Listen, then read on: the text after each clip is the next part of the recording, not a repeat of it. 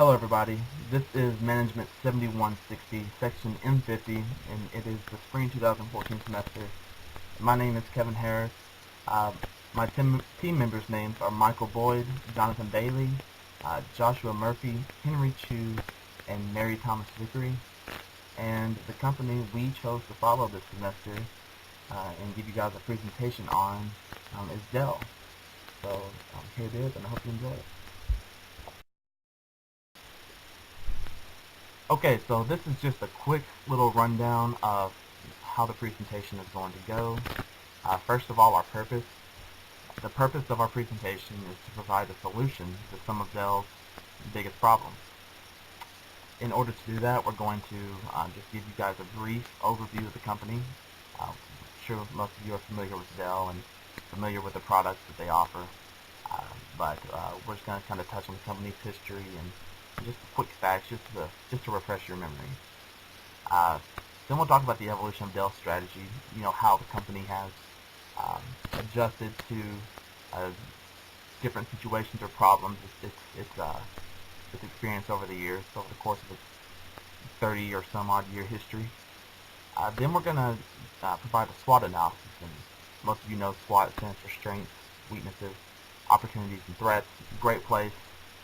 When you're trying to solve a problem or improve a company's profitability or sustainability, whatever the case may be, SWOT analysis is just a great way for a company to lay out on paper, where it stands. So that's going to be a good starting point to identify some things that the company is good at and some things that it needs to improve on. In doing so, we're going to talk about Dell's environmental threats, touch on Porter's 5 forces. Then we'll show you how Dell stacks up against some industry competitors, HP, Lenovo, etc., etc. Then we're just going to talk briefly about the industry in which Dell operates, and then we'll get some insight into the firm's performance and whether or not it possesses a competitive advantage. And then finally, we'll discuss the main problems that Dell is experiencing right now. As I mentioned, every company has its problems, and Dell has more than just a few problems. But we've identified 3 that we believe are the most crucial for them to solve as soon as possible. And then we also provide some solutions there at the end. In doing so, we'll show you some recent strategies or solutions that Dell has come up with to deal with these problems, at least in parts, as well as some older problems. And I think you'll see that the solutions that we propose are quite different than what they've done in the past, even though they do share some similarities. But they may seem a bit radical, but we're confident that they'll work. Okay, so here's just a quick overview of Dell's history. In 1984, at the age of 19, Michael Dell founded PCs Limited with $1,000 and a game-changing vision for the technology industry. In 1988, Dell completed its IPO. It raised $30 million and increased its market capitalization from $1,000 to $85 million in just 4 years. In 1992, Dell debuted on the Fortune 500 and made Michael Dell the youngest CEO on the list. In 1996, Dell.com launches and generated $1 million in sales per day just 6 months after the site went live. In 2001, Dell became the #1 computer systems provider worldwide. In 2005, Dell topped the list of America's most admired companies in Fortune magazine. And in 2010, just a few years ago, Dell was ranked the #1 healthcare information technology services provider in the world, according to Gartner. And there at the bottom left, you can see founder and CEO Michael Dell.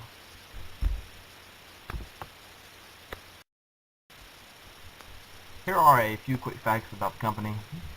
In 2013, it ranked 51st in the Fortune 500. In 2012, just a year earlier, the company had $56.9 billion in revenue, and it had an operating income of $3.3 billion. So despite its problems, it's still been pretty successful. Dell has 5.4 million customer interactions per day, and is also the largest e-commerce website for commercial technology products in the world. So next up, let's take a look at how Dell's strategy has evolved over the years. The evolution of a firm's strategy is really interesting. The intended strategy is the strategy that the firm thinks it's going to pursue. This chart demonstrates how a firm's strategy changes over time and how Dell's strategy has changed. An unrealized strategy is an intended strategy that never even actually comes to be used. And a deliberate strategy is an intended strategy that they actually implement.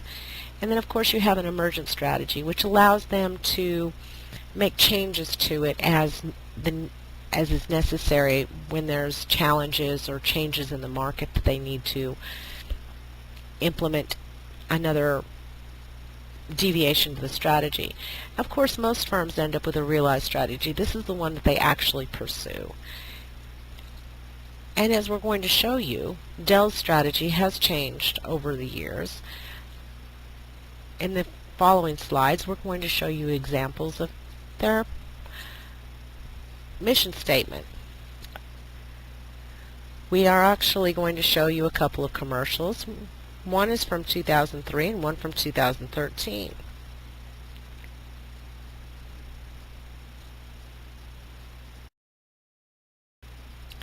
Dell's 2003 mission statement was Dell's mission is to be the most successful computer company in the world at delivering the best customer experience in markets we serve. In doing so, Dell will meet customer expectations of highest quality, leading technology, competitive pricing, individual and company accountability, best-in-class service and support, flexible customization capability, and superior corporate citizenship and financial stability. In 2003, Dell was highly capable of this, and they were the fastest growing home computer company in the market.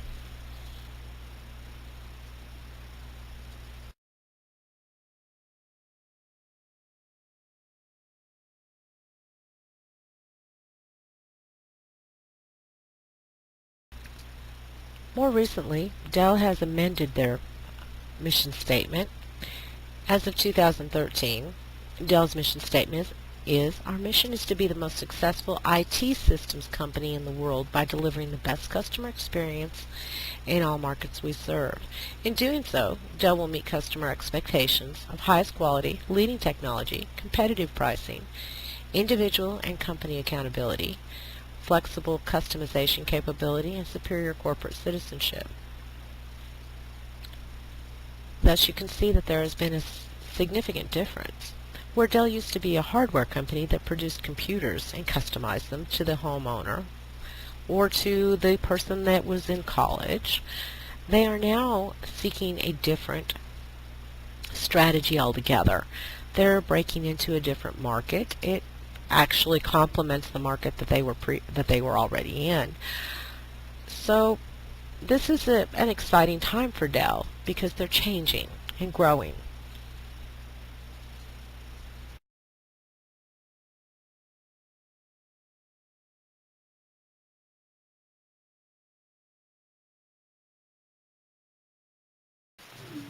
A SWOT analysis is a great way for a company to take a deep look at itself. It allows them to examine their strengths, their weaknesses, their opportunity, and their threats. Dell has several strengths. Brand recognition, being valued at $7.5 billion, is one of their greatest strengths. Uh, Dell was one of the first in the industry to go with product customization, which means that a customer can go online, customize the product that they want, and have it directly shipped to them. Direct selling is one of their great strengths. Environmental record. Dell is engaged in over several years in green initiatives, and over the past 4 to 5 years, they've spent over $13.5 billion in mergers and acquisitions. This is a way through their merger and acquisition for Dell to offer a total solution from beginning to end. Dell also has several weaknesses. One of their greatest weaknesses is the low profit margin. With the computer hardware business, with so many vendors being in the market and the market being flooded, there are very little profit margins with hardware. Companies now look to offer services to offset its weakness. Poor customer service has been a stickler for Dell for many, many years. As a result of outsourcing their call centers, um, their customer service has suffered with it. Low investment in research and development over the years, weak patent portfolio. They've been focused so much on mergers and acquisition, they haven't taken the time to invest in R&D and increasing their patents. Um, Dell has very few, if any, retail locations for customers. Customers normally have to go online. Um, that is a weakness because some customers just like to go in the store, compare products, and without Dell being in the stores, they're not allowed to be able to compare as many products. Also, they have a low product differentiation between their product and their other ones, being again that they're not spending as much in research and development, getting more patents. They're beginning to look more like other units, so there's no innovation in their unit to make you pick a Dell over someone else.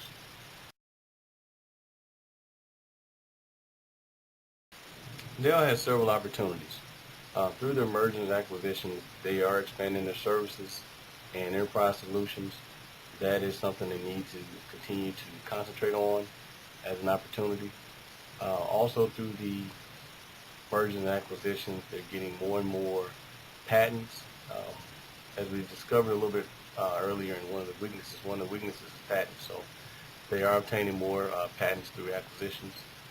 They need to continue to invest more in emerging markets with the tablets.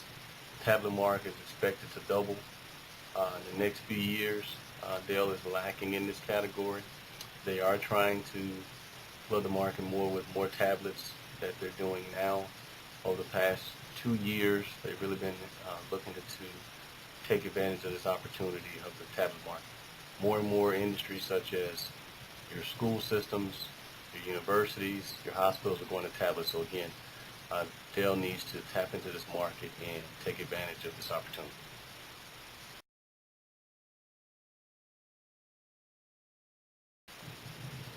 Growing demand for smartphones and tablets are a great threat to Dell. Dell concentrates more on desktop computers, laptops, and servers. So with the decline in profit margins in the hardware, again, as we said, with the opportunities, Dell needs to focus more on smartphones and tablets. There is a slowing growth rate in the laptop market, and there's intense competition between rivals such as Acer, Apple, HP, IBM, Lenovo, Fujitsu, and Toshiba. All of these companies are flooding the market with their own version of tablets, their own version of laptops. So again, Dell needs to take advantage of this opportunity, get a little bit more innovative, differentiate themselves so that they can combat these threats.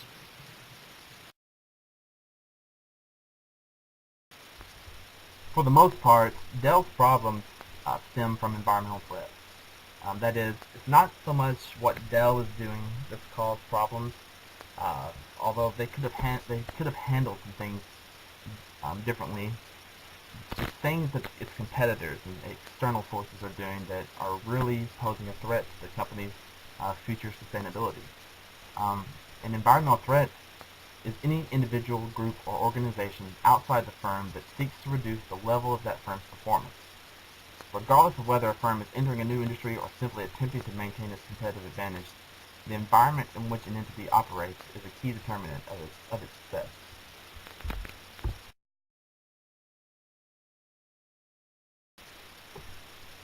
A man by the name of Michael Porter developed an extremely influential model for evaluating environmental threats. He dubbed this as the Five Forces model, and its use is still widespread today. Porter's five forces were as follows: the threat of entry, the threat of rivals, the threat of substitutes, the threat of suppliers, and the threat of buyers. When evaluating environmental threats, Porter believed that these five forces were the most crucial to understand. Let's take a look at what each of these threats entail.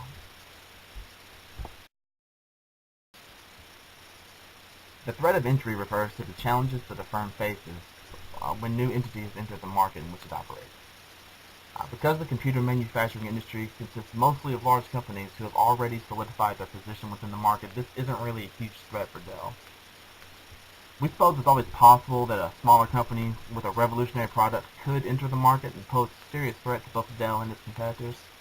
However, the chances of such a small company being able to become much of a threat to some of the bigger players in the industry is really quite slim. What Dell should be more concerned about is the new products that the major firms it competes against introduce, such as Apple, HP, Lenovo, Acer, etc. Those are the companies that are really going to threaten Dell, not a new, smaller company with less capital and resources. Because this really is an industry where the bigger players just really dominate it. It's their innovation that determines how much of a threat they are to the other companies within the market.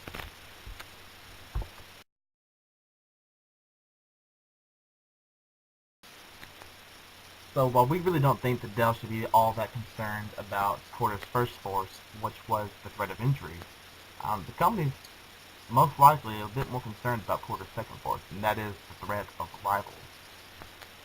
This force refers to the threat that other firms pose to an entity's profitability by cutting costs, introducing new products, or taking other measures to improve their competitiveness. If you just think of how much computers have changed in recent years and how much they've changed the world, it should be apparent that this is a major threat that Dell must pay close attention to.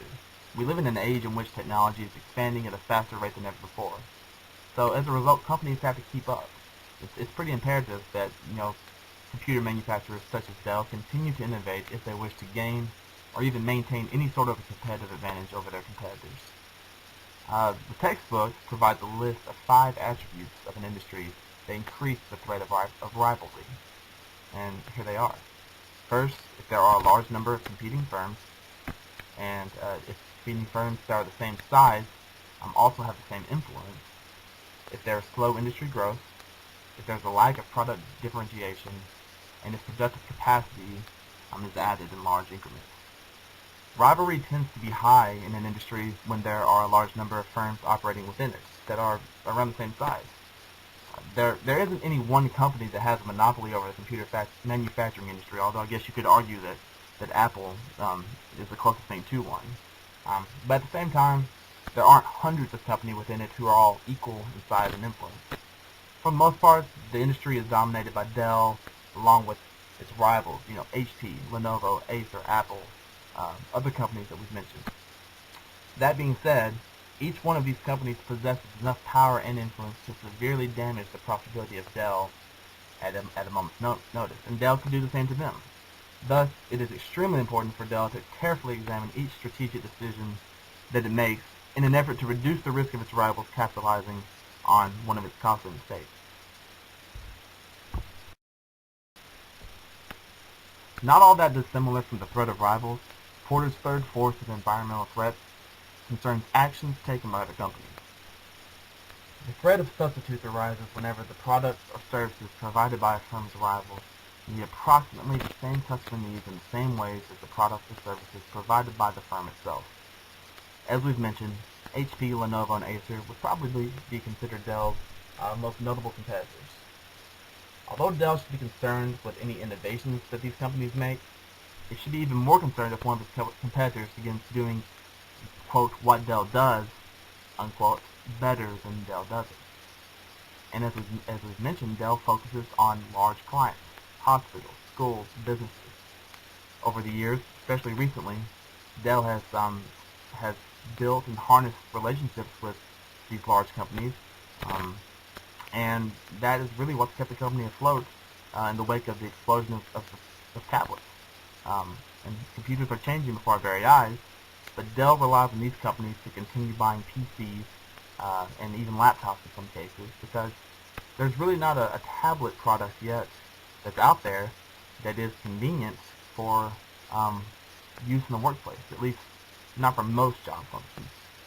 So it's important for Dell to continue relying and improving these relationships with its larger vendors alongside larger consumers, and to make sure they don't lose their grip on that portion of the market. When a company like HP that focuses more so on individual consumers for the most part, when they begin to really steal some of Dell's thunder, if you will, in this portion of the market, that's when Dell would really need to be considered about where it stands in relation to its larger clients. Porter's fourth force is known as the threat of powerful suppliers. Suppliers provide the raw materials, labor, and a number of other assets that are critical to a firm's success. Just as Dell competes with HP, Lenovo, and other computer manufacturers, customers, suppliers compete with other suppliers for the business of companies like the aforementioned ones. The threat of powerful suppliers exists when there are a small number of suppliers within an industry. There are a small number of suppliers, there's less competition. So competition is crucial in regards to this threat, in that if there's not competition, suppliers can hike up the prices of the materials they offer, or they can reduce the quality of the supplies that they provide in order to save money. And if this was the case in Dell's industry, the company has no choice but to buy the products it can get, and that could diminish the quality of the end product, and that would reflect negatively on a company like Dell. Luckily for Dell, there's strong competition among suppliers in the computer manufacturing industry. In fact, Dell has over 120 suppliers listed on its website that does business with. Something else that helps Dell sort of eliminate this threat is its use of the JIT inventory control process, which it's pretty well known for. The use of JIT enables Dell to adjust its production schedule according to how many orders it receives for a given product. This way, the company never overproduces or underproduces to a great extent, and therefore its inventory costs are reduced. It simply just meets the demand when the demand is there. Dell is able to do this with such precision because it contracts with companies and schools that order a large number of computers at a time. This allows the company to make 1,000 computers when 1,000 computers are ordered, for example, instead of having to project forecasts and to sort of guess what the demand for their product over the next quarter is going to be. While this has been an extremely efficient inventory control method for Dell, its effectiveness does still largely rely on suppliers, and it relies on the price of raw materials, which is something that is out of the hands or out of the power of both Dell and its suppliers. And as we've mentioned, that is something that the company really does need to pay attention to.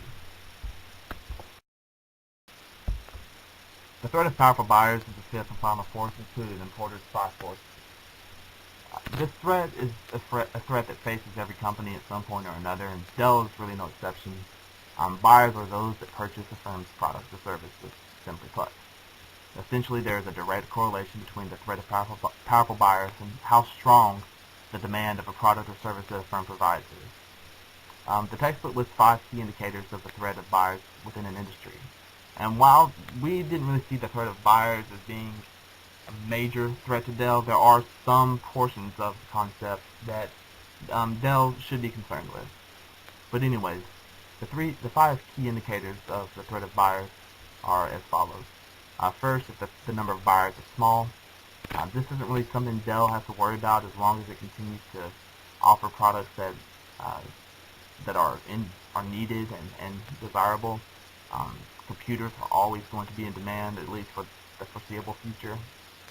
So as long as Dell can keep its innovation up and continue to provide an item which really is a necessity, the number of buyers should not be small.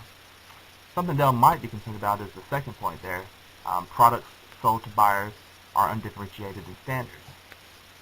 Dell could definitely improve its diversity, and that's one of the problems that we touch on, as you'll see here in a moment, and it's also part of a solution that we provide. If products are sold to buyers or are a significant percentage of a buyer's final cost, then the threat of buyers comes into play. Typically, Dell has been pretty reasonable about its prices. It's not viewed as an overly expensive maker of computers or provider of computers, so it seems to be doing well in that regard. If buyers are not earning significant economic profits, that's really nothing that Dell can control. That's just a reflection of the economy as a whole. If that's a threat to Dell, that's going to be a threat to Dell's competitors. So it's really nothing that's going to put the company at a competitive disadvantage against competitors. and buyers threaten backward vertical integration. Like I said, some of these points do apply to Dell, but the concept as a whole is something that we think Dell could at least handle.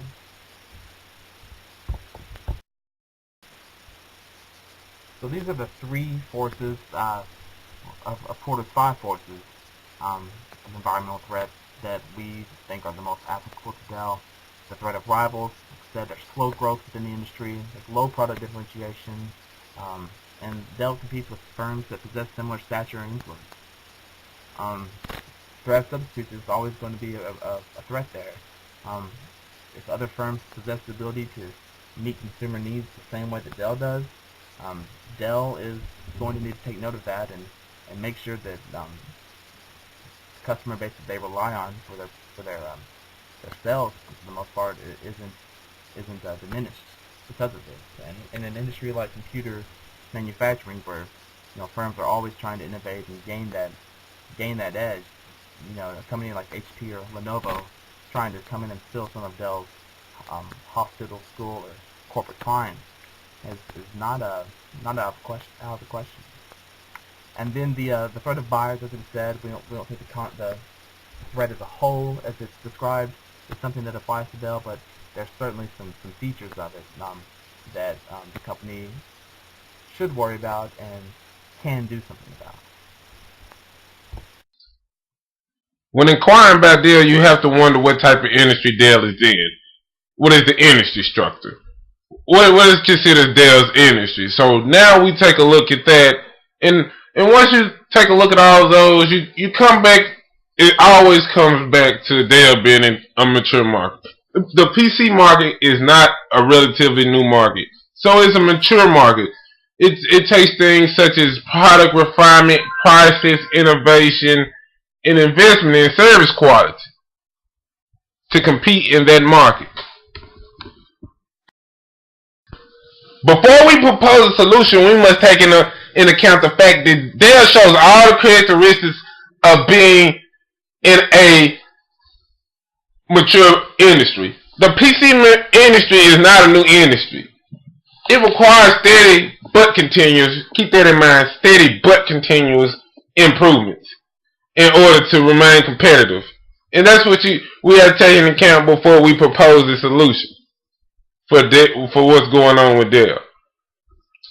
And so Dell takes the approach of its continuous improvement, which is in its service quality. That's always been its strategy since Dell has been founded.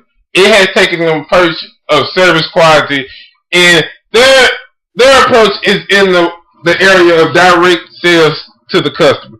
They allow you to go on their website and customize your PC in any way you want to and ship it directly to your house. Straight from them with the assurance that it came from Dell. So that has been an approach that Dell has taken over the years. And, they don't too much rely on product innovation. They do enough with their PCs to get by. They rely mostly on their service quality. Let's just take a quick look at how Dell stacks up against the competition. As we've mentioned, most of Dell's problems are not internal but rather external. While we discuss Porter's 5 forces and the environmental threats in such great detail, things that are going on the outside of the company that are affecting the company's profitability, not its internal failures. The company operates within an industry in which continuous innovation is a must. That's the key. If Dell isn't able to keep up with its competitors, they'll leave the company in the dust. This is why we've said that the threat of rivals, substitutes, and buyers are extremely applicable to the company. Let's just take a look here at Dell's sales in 2013.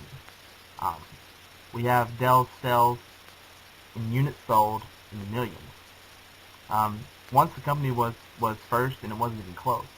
But as of 2013, Lenovo tops the industry, selling 16.9 million units. HP had 16.2 million. Dell sitting there at third with 11.6 million. Acer had 8.1 million, and Asus had 6.3 million.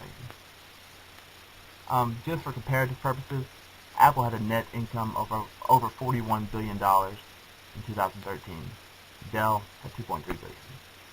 We didn't include Apple in the list above because although they are a competitor of Dell, they're not what we would consider really a direct competitor, because they offer more than just PCs and laptops. They are in the smartphone business and tablet business and etc. etc. They're a different animal altogether. But it is interesting to see how Apple in just a short time has really come to dominate the technology market. And we do believe that there's something that can be said for that, and some of our solutions that you'll see here in a little bit draw on some of the things that Apple has done to achieve such success.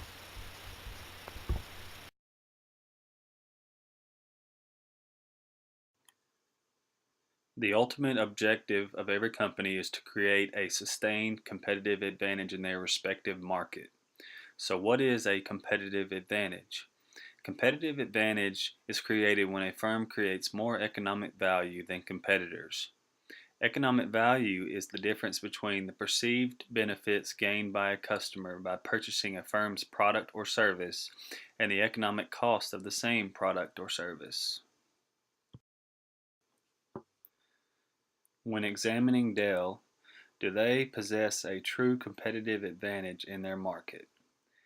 Initially, Dell gained a competitive advantage by offering product customization to its customers. Oftentimes, with other manufacturers, customers could not purchase exactly the product they were searching for without compromising on certain specifications. Dell offered a convenient and cost-effective method for customers to get the exact product they were looking for at a competitive price. By taking a just-in-time approach to inventory management, Dell minimized the risk in holding inventory that could become surplus due to quick advancements in technology. Additionally, Dell had taken measures to cut both cost and delivery times by essentially cutting out the middlemen such as distributors and resellers. Therefore, the product would be delivered straight from the factory to the ultimate consumer through use of telephone and internet ordering. In recent years, however, Dell has experienced much of a competitive parity, creating the same economic value as their rivals. So why has this happened? Well, particularly add-ons and customizations in the PC market became standard through the years. And also, there's a growing use of tablets and mobile phone devices in the place of PCs. One method of measuring competitive advantage is to use simple accounting measures. These measures can be calculated from examining the firm's financial sheets. The following ratios were calculated using Dell's last 10-K filed with the Securities and Exchange Commission on March 12, 2013. And this was their last filing before their privatization. Dell had a return on assets equal to 4.99%, a return on equity equal to 22.17%, a gross profit margin equal to 21.4%, and earnings per share equal to $1.36, a price-earnings ratio equal to 9.99, a cash flow per share equal to $1.67. In regards to liquidity ratios, Dell had a current ratio equal to 1.19 and a quick ratio equal to 1.13. In regards to leverage ratios, Dell had a debt to assets ratio equal to 0.19 and a debt to equity ratio equal to 0.85. Their times interest earned was equal to 17.6. In regards to activity ratios, Dell had an inventory turnover equal to 11 days, an accounts receivable turnover equal to 46 days, and an average collection period equal to 93 days.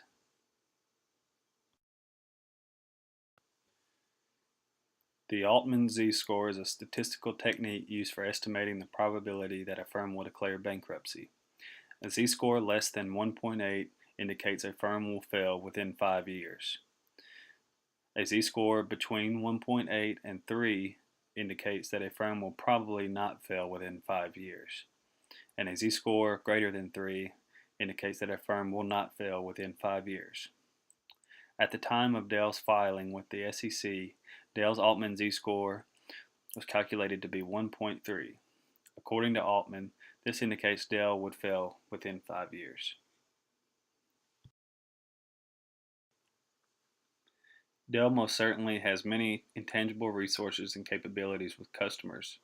Although difficult to measure, resources such as close relationships and brand awareness with large corporate customers have a significant impact on Dell's performance. But how long can they continue to rely so heavily upon brand recognition?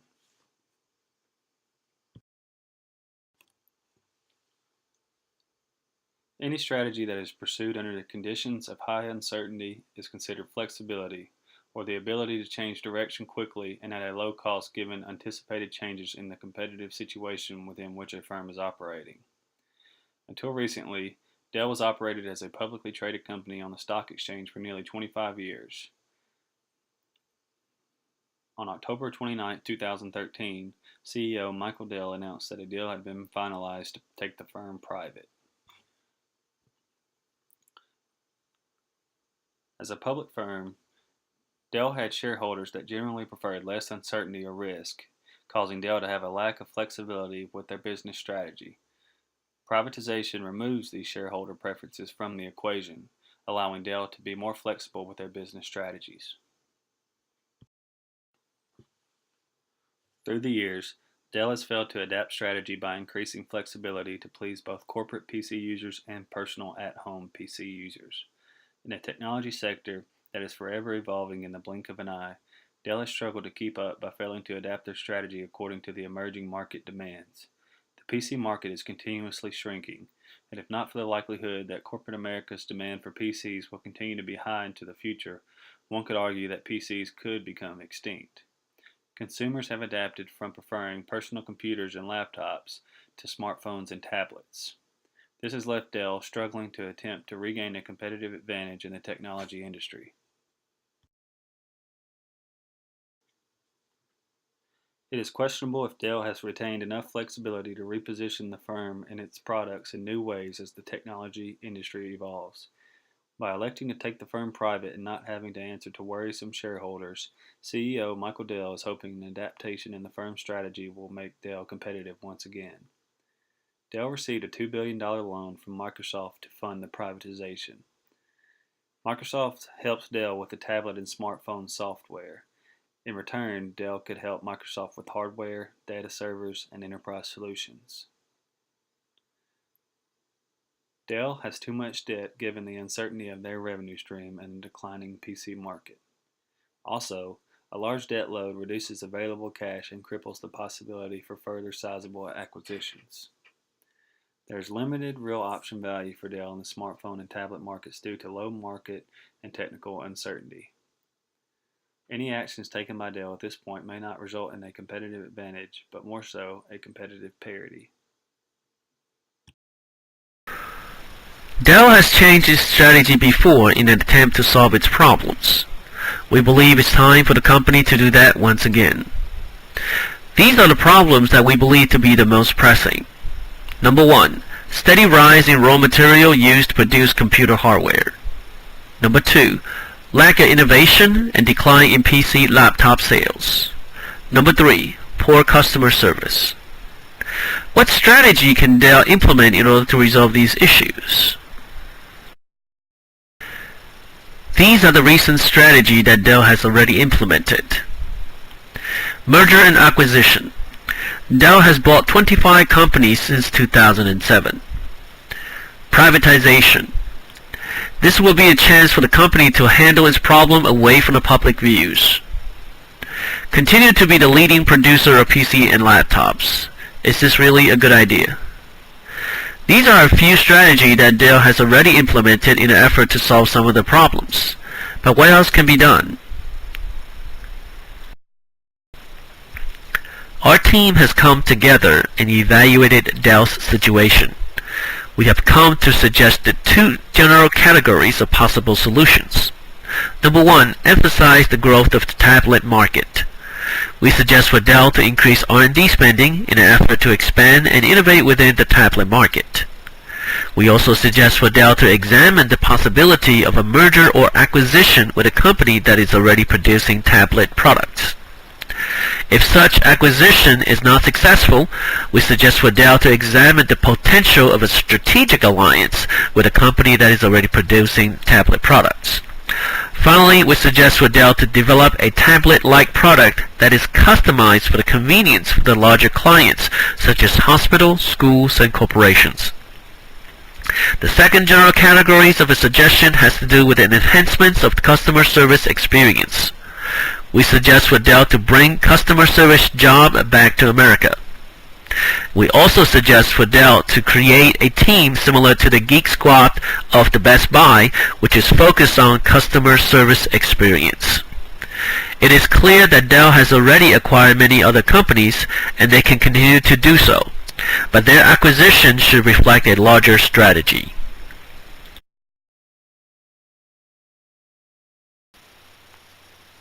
As we've mentioned, one of the things that Dell has really relied on to solve many of its problems or to improve its efficiency in recent years has been through acquisitions.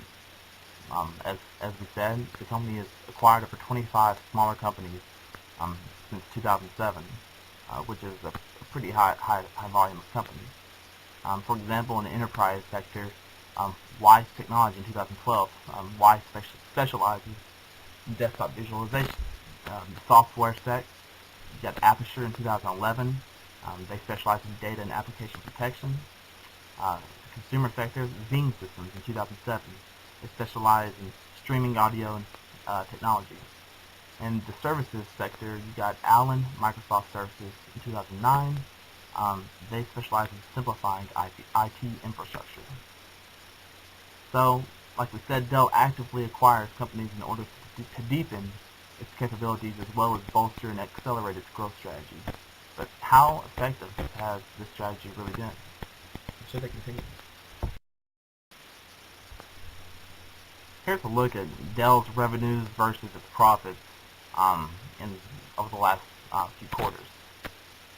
Now, while we don't believe this completely tells the whole story as far as how effective their mergers and acquisitions have been, or their acquisitions, we do feel that the results should be better if they're making such investments. Just take a look at their profit right there, their revenues right there on the left, or right there in the blue. They've been pretty impressive. They've been declining, not drastically, but certainly not to Dell standards. But look at Dell's profits.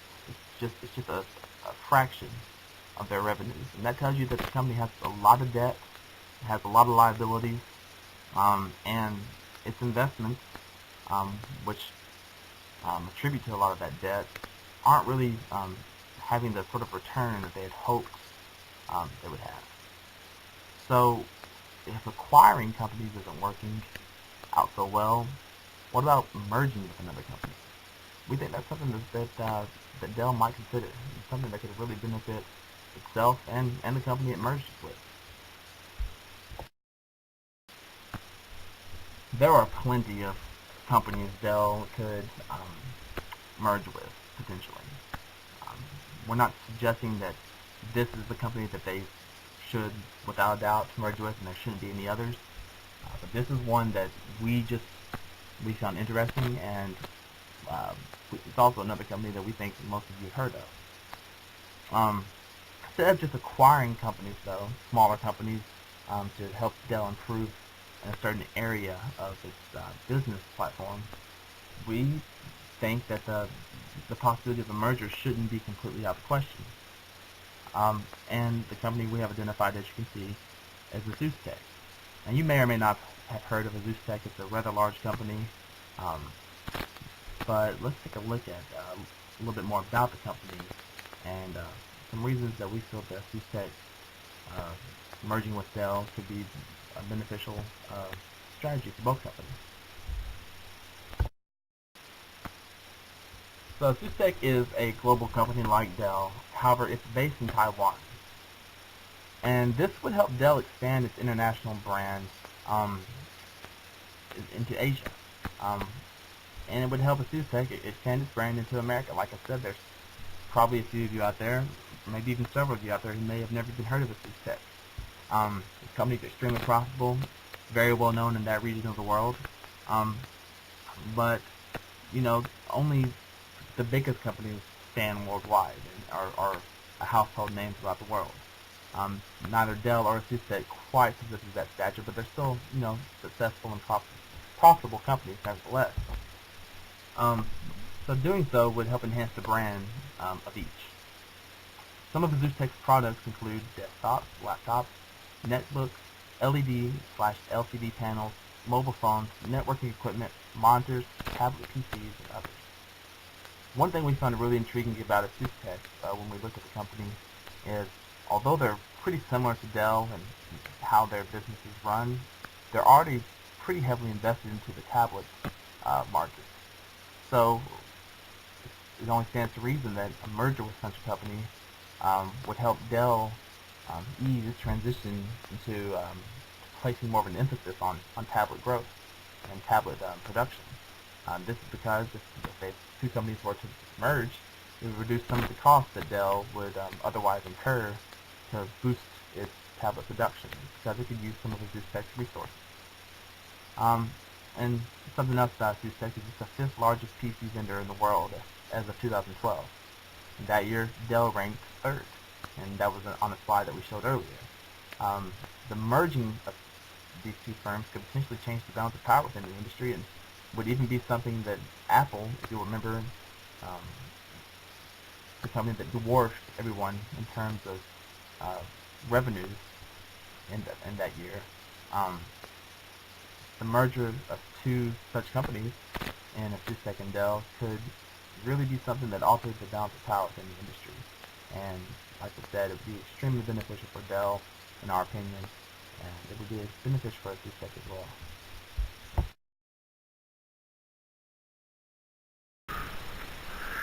In case the strategy of merger and acquisition is unsuccessful, we suggest for Dell to consider the possibility of a strategic alliance with Hewlett-Packard. Apple has been a common threat to Dell and Hewlett-Packard for the last several years. This chart indicated the revenue growth of the three companies since 2008, and it clearly indicated that Apple has surpassed both Dell and HP since 2008. Therefore, a strategic alliance can level the playing field and possibly allow the two companies to produce a new product that surpassed the current model of the iPhone.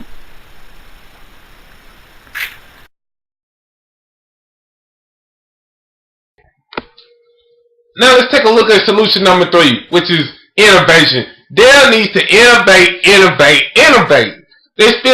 They spend far too little money on research and development for new products. And now that I dabble on that, they need to not only invest more money into improving and innovating the technology that they put in their PCs, but they also need to understand that tablets are the future.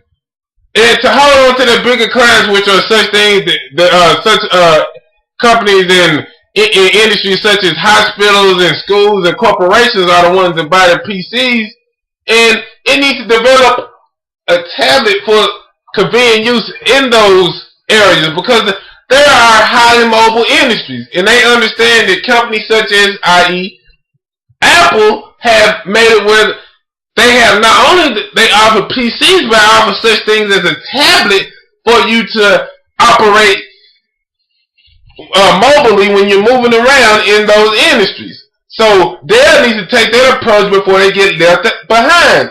And if they want to increase their revenue, they need to take the approach of spending more money developing their products. It's as simple as that.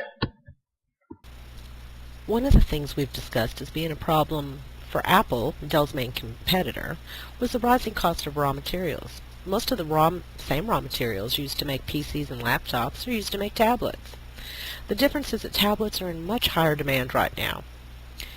This just illustrates how Dell's raw material expenses have increased in recent years. The cost of raw materials will continue to rise regardless of what products Dell produces. The key is to understand that demand for tablets is greater than for PCs or laptops. However, catering its production towards tablets should result in a much larger profit margin for the company than they can currently get from PCs. As far as customer service goes, Dell's reputation as a provider of quality customer service has been diminished in recent years as it has outsourced service centers jobs overseas. Our suggestion for solution number 4 would be for Dell to work on restoring their customer service reputation. Quit outsourcing service jobs to foreign countries. Create a Dell store similar to Apple's concept. Construct a service structure similar to Best Buy's Geek Squad. This would initially require a substantial amount of capital, but it would give you a more than adequate return in the long run. Oddly enough, Kevin was just recently telling me that his mother won't even buy a Dell anymore because she has so much trouble getting service when she has a problem. Dell needs to bring these jobs back to America so that people working in these service centers are individuals who can communicate clearly in English with American citizens. They could also examine the possibility of creating Dell stores. These would be similar to Apple stores, and that people could take their laptops, tablets, PCs to these centers so that they could be serviced by professionals. Another option would be if they created their own form of Best Buy's Geek Squad. People don't want to tote their PCs to a Dell store, so this would be an expert that goes directly to the customer. This would also be ideal for larger clients, hospitals, schools, and businesses who are in need of services. There's also the option for this service to be someone who can remotely access the computer and make a minor adjustment to the settings on a program so that it will run more efficiently. Someone that's available to call up on the phone, and that when they need to, they will come out and take care of something.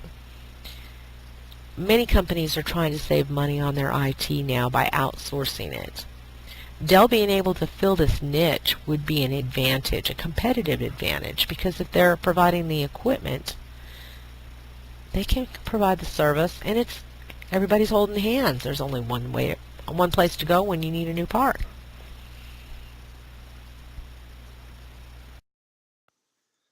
In summary, our group has identified problems pertaining to Dell, such as lack of innovation, decline in PC sales, increase in costs associated with raw materials, and poor customer service. Potential solutions that we are recommending for Dell include scaling back PC and laptop production and focusing on tablet growth, examining the possibility of a merger with another firm that has a similar business structure as Dell, examining the possibility of forming a strategic alliance with other competitors in an effort to reduce Apple's influence within the industry, continuing to innovate by creating a tablet-type product that would be user-friendly for Dell's larger clients, such as hospitals, schools, and large corporations, and finally, restoring customer service reputation by bringing back service center jobs to America or creating their own Geek Squad or Dell store.